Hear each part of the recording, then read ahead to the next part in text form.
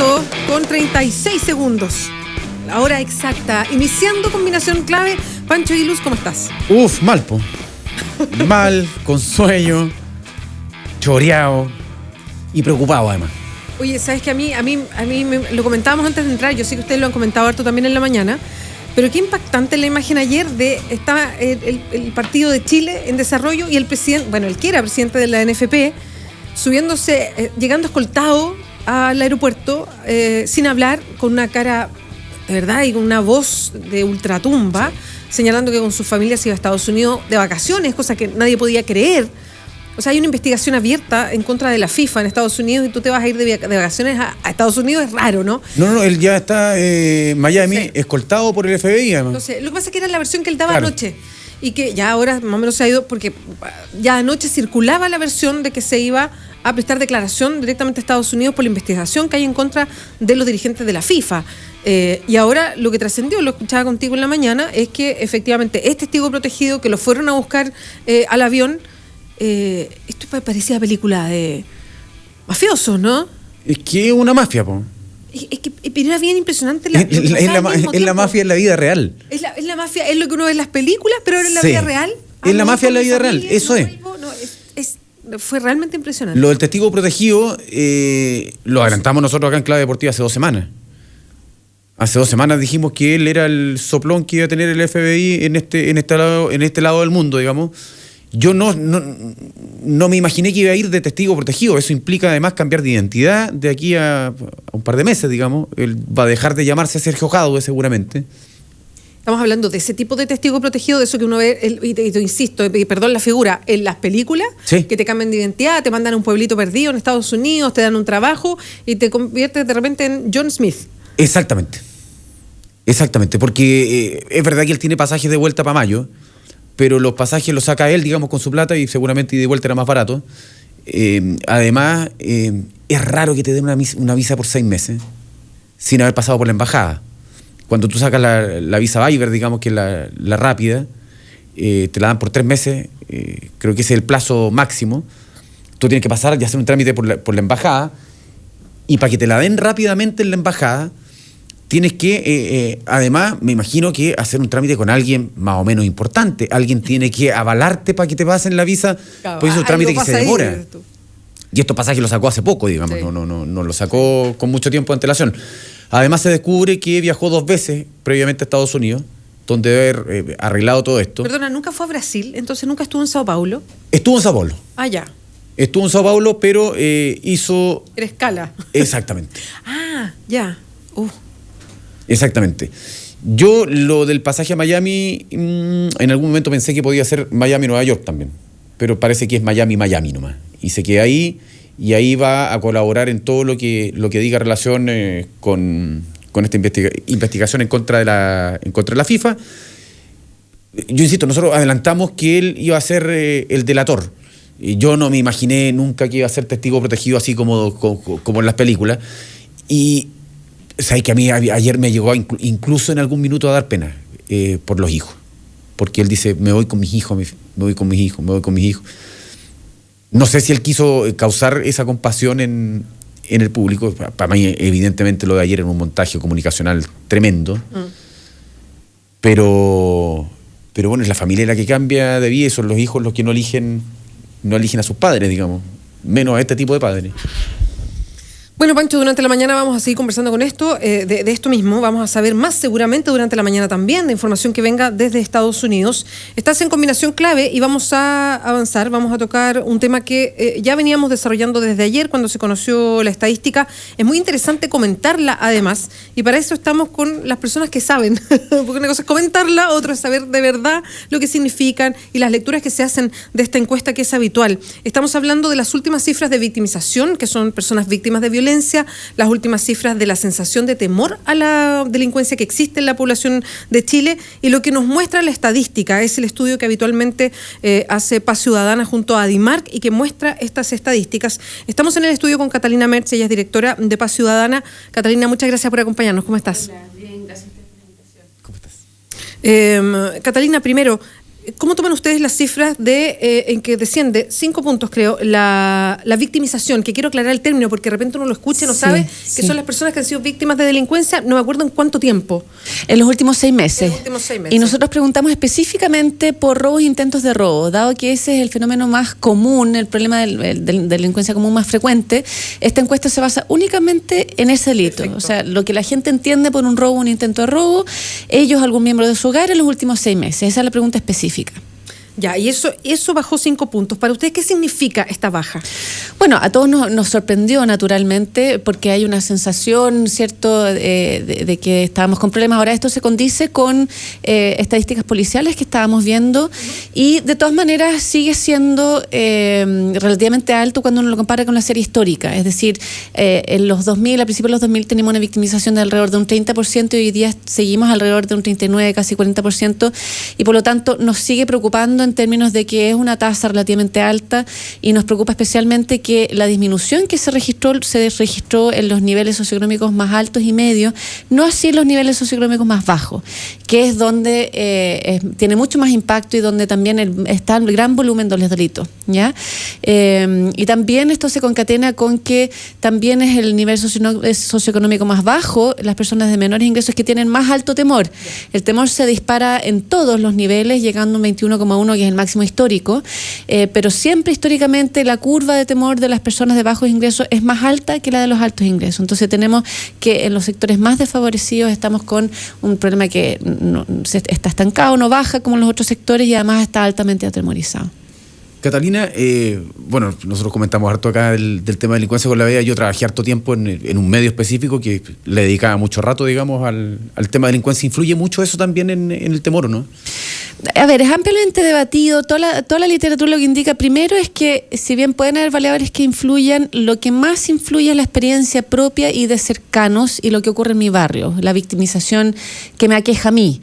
Eso es lo que más influye, pudiendo también influir marginalmente los medios de comunicación, otras maneras que tenemos de informarnos, y también variables personales. Las mujeres tenemos mucho más temor que los hombres y hay algunas otras cosas que influyen. Pero de todas maneras hay un fenómeno real que está detrás.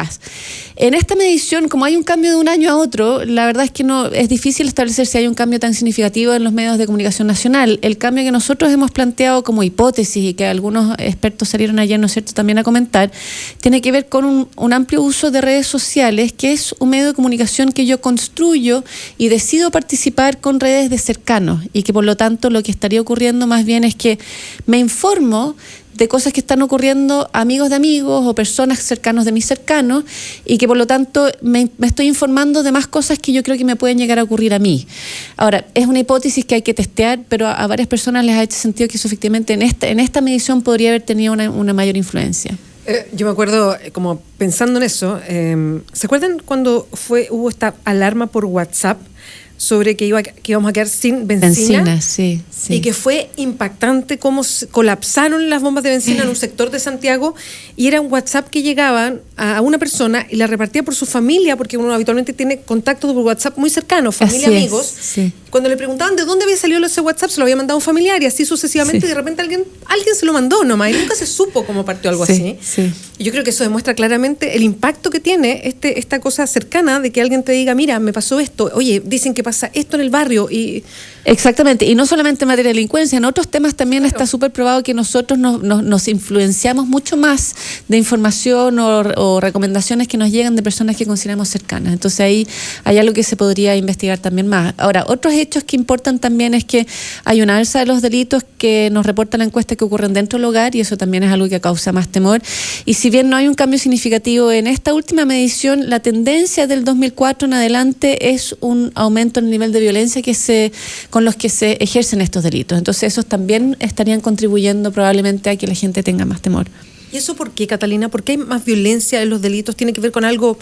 La otra vez nos explicaban un tema de los automóviles, que desde el 2013 tienen unos mecanismos antirrobo los autos, entonces hoy día, que es una cuestión que a mí no se me había ocurrido, lo explicó Carabinero un día y yo quedé bien impactada, dijo, ¿sabes lo que pasa? Es que con los nuevos autos que tienen estos mecanismos antirrobo, tienen que ahora robarse el auto, pero con la persona, con la llave y con el auto andando. El auto andando. Exacto. Te tienen que bajar. Entonces, claro, la tecnología de repente uno dice ayuda, pero provoca estos cambios, digamos. ¿Tiene que ver con algo de eso o con qué tiene que ver que sean más violentos? A ver, efectivamente en el caso de los robos de vehículos, que es un delito particular, la industria se demoró en adoptar un estándar, porque había un estándar americano y uno europeo, hasta que finalmente se adoptó un estándar y efectivamente mejoró la seguridad, y eso es lo que está pasando. Lo que pasa es que esas medidas tienen que ser coadyuvantes a una política de persecución penal de las bandas que están robando, ya sea con o sin violencia. A ver, nosotros no hay una hipótesis muy clara de... en general hay bastante trabajo como sociológico en términos de que las personas que están cometiendo delitos tienen otros códigos a los antiguos, que habría como una pseudo profesión, ¿no es cierto?, de ladrón que antes tenía ciertos códigos éticos y que ahora no lo tendría.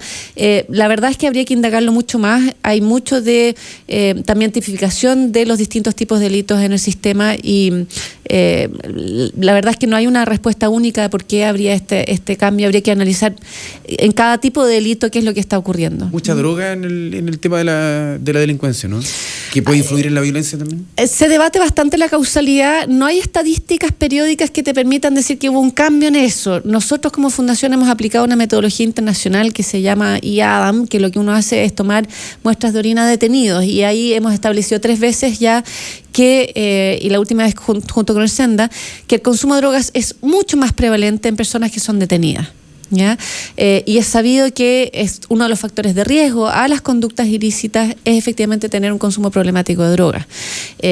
Pero seguimos naturalmente con una cobertura muy, muy baja de tribunales de tratamiento de drogas. Las coberturas de tratamiento de drogas dentro de las cárceles también son demasiado escasos, y así que efectivamente hay vasos comunicantes entre la actividad ilícita y el consumo problemático de drogas.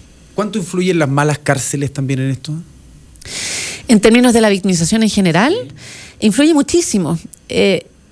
A ver, en la década de los 70 había como toda una sensación de que nada funcionaba, porque efectivamente no se generaban buenos resultados con el sistema carcelario, y hoy día, en cambio, se sabe que hay intervenciones que bien implementadas y con las coberturas necesarias logran reducir las tasas de reincidencia en alrededor de un 30%, no hablemos de un 100%, pero que sí hay reducciones en tasa de reincidencia. Es más, está comprobado que si es que yo encarcelo una persona de bajo riesgo delictivo, es decir, persona que por todos sus factores que yo puedo medir, ¿no es cierto?, y cuantificar, puedo decir, esta persona lo más probable es que no vuelva a delinquir, lo que yo hago al encarcelar a esa persona es aumentar su riesgo de delinquir. ¿Por qué? Porque le quito el empleo, lo alejo a la familia, lo saco de su barrio, es decir, los factores protectores que esa persona tiene, yo se los quito y los someto a factores de riesgo dentro de las cárceles. Las cárceles tienen tasas de homicidio mucho más altas que en la población general, hay contagio criminógeno, las redes que se crean dentro de la cárcel son mucho peores. Y en ese sentido, primero, un uso excesivo de la cárcel, que es lo que estamos haciendo en Chile. Chile usa más o menos la mitad de la población que cumple penas está en la cárcel, la otra mitad está afuera, cuando en países desarrollados eso es 80% afuera y solamente 20% adentro. Es decir, tenemos perfiles en la cárcel que no debieran estar, y estando en la cárcel tenemos muy bajas coberturas de programas basados en evidencia.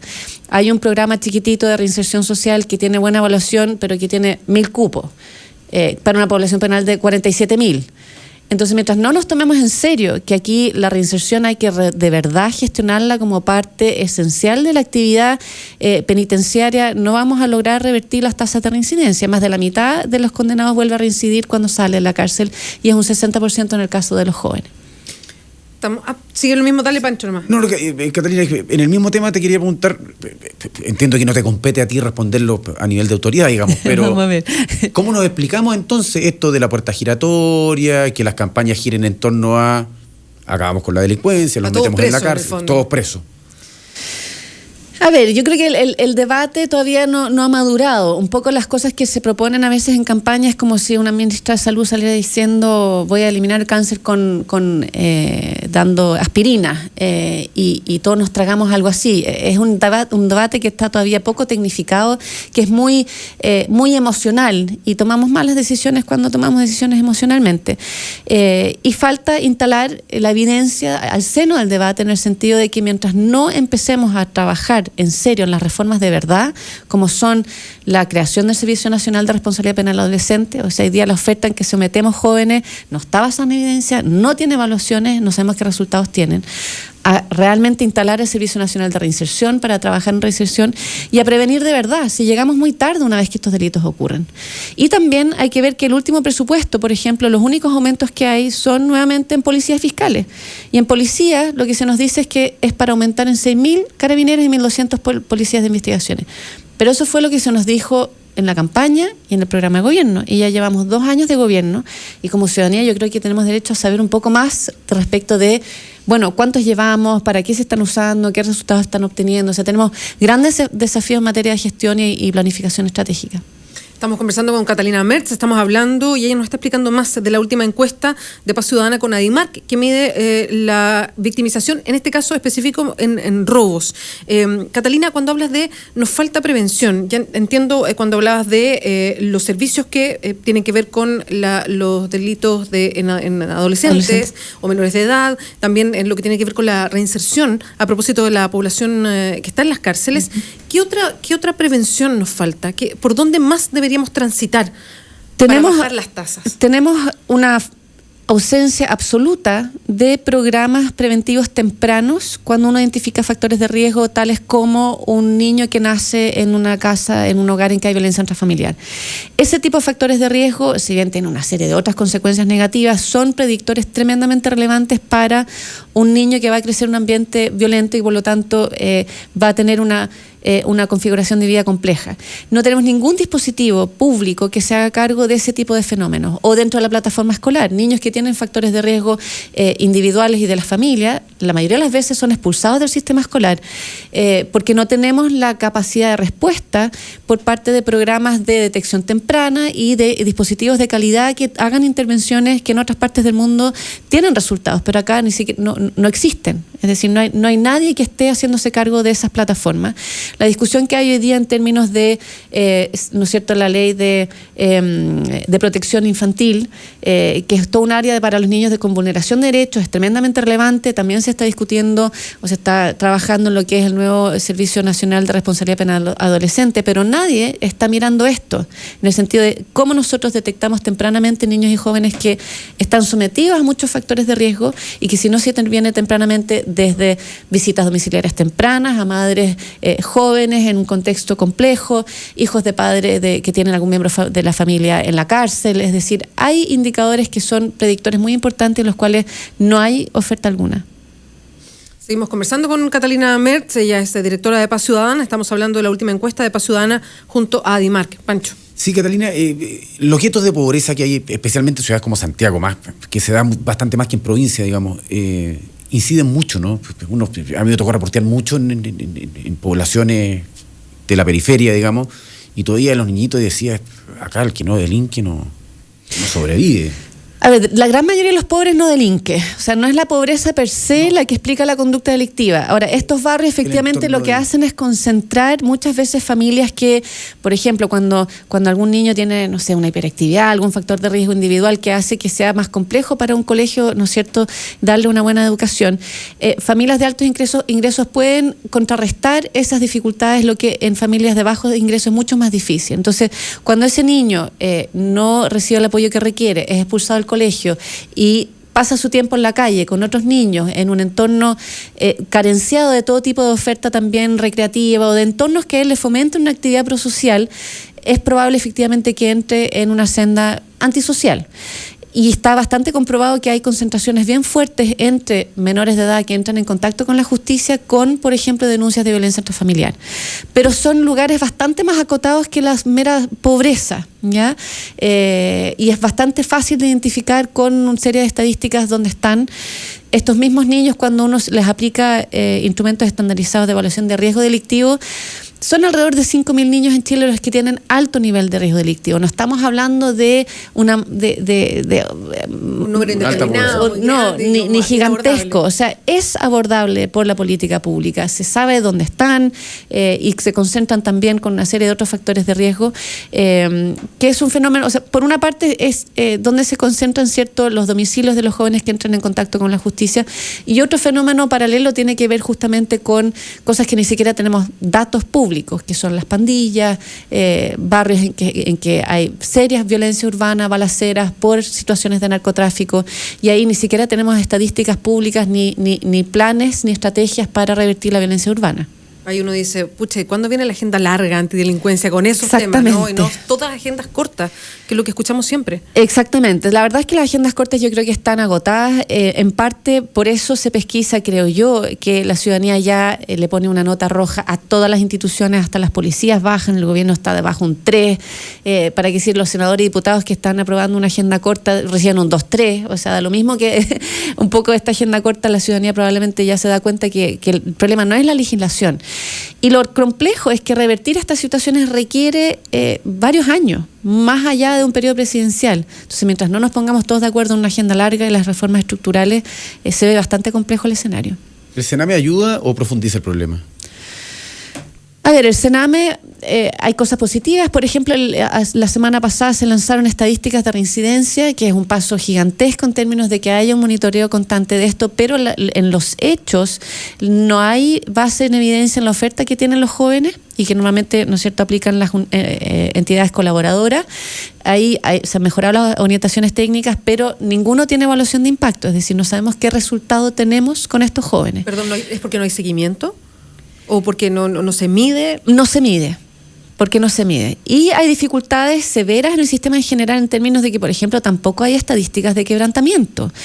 Pocos jóvenes cumplen sanciones en reclusión, que es lo correcto en teoría, pero en la práctica también los que están en libertad requieren niveles de control importantes. El sistema carece de indicadores de quebrantamiento de medidas que se cumplen en libertad, tanto para adultos como para jóvenes.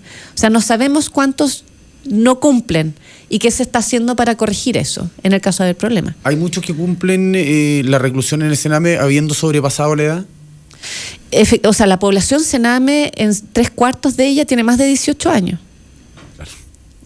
Perdón, Catalina, ¿por qué pasan esas cosas? ¿Por qué hay mayores cuando es Sename? ¿Por qué no hay, sale muy extraordinariamente caro hacer un seguimiento o tener un control respecto a las personas que están en libertad pero cumpliendo algún tipo de restricción? A ver, lo que sean mayores tiene que ver con que si a mí me condenan según la ley de responsabilidad penal del adolescente, según la edad a la que yo cometí el delito. Por lo tanto, si yo la cometí a los 16, los 17 y mi pena es más de 1 o 2 años, voy a caer en el Sename. Aquí faltan modernizaciones institucionales importantes y que a las instituciones también se les exige indicadores de resultados y de impacto. Estamos llenos de instituciones que dan cuenta de cantidad de beneficiarios. Ya, pero ¿cuál es el resultado que obtuvimos? ¿Cuántos terminaron el tratamiento? ¿Cuántos después efectivamente volvieron a reincidir? Y esos son estándares más altos que tenemos que exigirle a las distintas instituciones y que hasta ahora no han tenido prioridad. Efectivamente, los tratamientos que se hacen con menores infractores, como la terapia multisistémica, que es uno de los escasos buenos ejemplos que tenemos, no son baratos por niño, pero son tremendamente rentables socialmente por todo lo que tú evitas, no solamente para ese mismo joven y su familia, sino que para la sociedad en su conjunto. Y hay que subir los estándares. Catalina, hablábamos al principio del temor, y que es el más alto que han medido ustedes, la sensación de temor ante la delincuencia. Respecto y en comparación con los delitos, en el caso de robo ha ido bajando, sigue siendo alto, porque no es una cifra que una idea es bajísima, no, pero ha bajado respecto a la medición anterior. Sin embargo, el temor sube. Tú planteabas que sube en los sectores más vulnerables, sube más. ¿Qué pasa ahí con la relación? Porque a ver, y esto muestra un poquito cómo es Chile también, pero cuando este temor se ve, lo voy a plantear así, en el sector oriente o en el sector más acomodado, es como mucho más visible que lo que pasa en el otro. Entonces aquí es como un tipo de círculo bien vicioso, creo yo, porque si tú vives en una población vulnerable, tienes miedo permanente, pero el tema surge solamente porque el otro tiene miedo, creo que es una señal de yo rechazo todo lo que me están dando, ¿o no? Claro, a ver, lo más probable que esté pasando en los sectores de bajos ingresos es que hay cosas que esta encuesta, solamente de medir robo, intento robo, no esté pesquisando. Entonces, lo que estamos hablando, ¿cierto?, de violencia urbana, de vivir en barrios en que hay tráfico en las calles, en que hay balaceras, nosotros eso no lo medimos en esta encuesta y probablemente esté influyendo en el temor de estas personas. Y efectivamente, la realidad delictiva, sin duda, los portonazos son graves, el Estado tiene que reaccionar y hacerse cargo de bandas violentas, sea que estén atacando cajeros, personas, es tremendamente grave. Pero la cotidianidad de las personas de bajos recursos es tremendamente compleja en materia de seguridad. Hay personas que no se atreven a dejar sus casas por la seguridad. Muchas veces a mí me preguntan, bueno,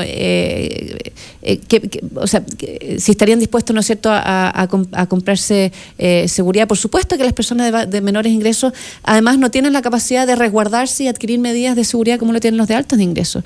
Y probablemente este programa, ¿no es cierto?, de televisión hace poco, que puso sobre la palestra una realidad compleja, es mucho más cotidiana de lo que normalmente se piensa. Y en ese sentido es una realidad a la que hay que visibilizar mucho más y hacerse cargo. Catalina, perdona Pancho, si es por algo que decías antes, hay países que han transitado por estas, por llamarlo así, agendas largas, que son temas de meterse en un tema que es mucho más complejo, que es tomar a la población de riesgo, intervenir ahí, es más costoso, es a largo plazo, pero es efectivo. ¿Qué países han hecho este tránsito y hoy día tienen cifras que van a la baja, donde hay una mayor confianza con el trabajo hecho, que sirvan como para decir, mira, ellos transitaron por algo así? Bueno, finalmente la tasa delictiva tiene una serie de causas, es difícil establecer, pero en general en el mundo desarrollado ha venido a la baja las tasas delictivas. Ahora último, en Estados Unidos han habido ciertas alzas en algunas ciudades con las tasas de homicidio, pero en general el mundo desarrollado viene a la baja. Hay países nórdicos que han cerrado cárceles y la evidencia que ellos han acumulado en términos de lo que funciona es gigantesca. Y de hecho hay un tremendo debate hoy en día en Estados Unidos que vienen de vuelta del uso excesivo de la cárcel.